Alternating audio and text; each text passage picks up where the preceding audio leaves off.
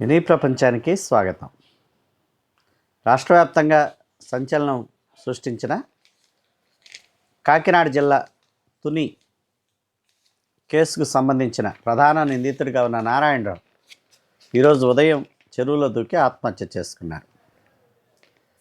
కాకినాడ జిల్లా తుని రూరల్ మండలానికి చెందిన నారాయణరావు స్థానికంగా గురుకుల పాఠశాలలో చదువుకుంటున్న 13 ఏళ్ల బాలికను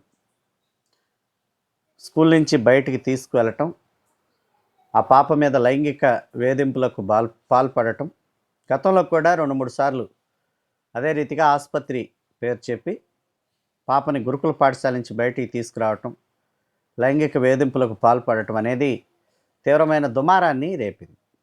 దీని మీద గత 2 రోజులుగా రాష్ట్ర వ్యాప్తంగా తీవ్రమైన చర్చ నడుస్తూ ఉంది.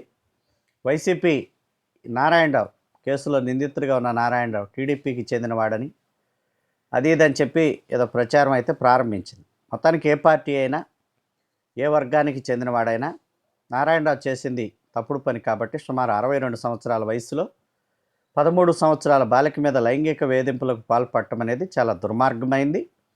మానవ మృగ అవతారం ఎత్తి అతడు చేసిన పని దుశ్చర్యను ప్రతి ఒక్కరు కూడా ఖండించే పరిస్థితి కనపడతా ఉంది.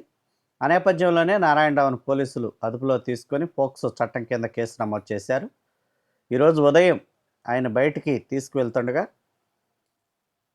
వాష్రూమ్కి వెళ్ళాలని చెప్పి పోలీసుల దగ్గర నుంచి కొద్దిగా దూరం వెళ్ళి స్థానికంగా ఉన్న చెరువులో దూకి నారాయణరావు ఆత్మహత్య చేసుకోవటం అనేది మొత్తానికి కలకలాన్ని రేపుతా ఉంది.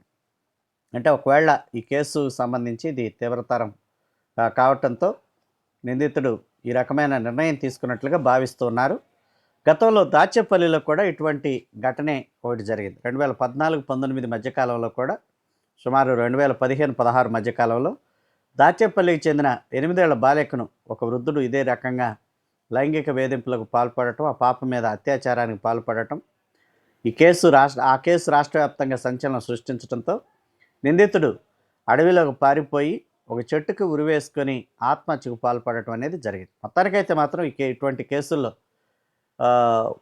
జరుగుతున్న ఇటువంటి సందర్భాలు మొత్తానికి మాత్రం ఇవన్నీ కూడా కొంత చర్చనీయాంశమైనప్పటికీ ఈ పైశాచికమైన ప్రవర్తన, ఇటువంటి నేర ప్రవృత్తి కలిగిన వ్యక్తులకు మరి పాపం పండిందనే చెప్పాలి.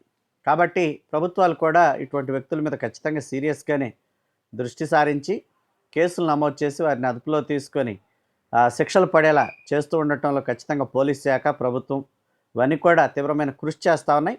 నారాయణకి మొత్తానికి తనకు తానుగా ఒక శిక్ష విధించుకోవటం అనేది ప్రస్తుతం తాజా పరిణామం వార్తగా కనపడుతుంది.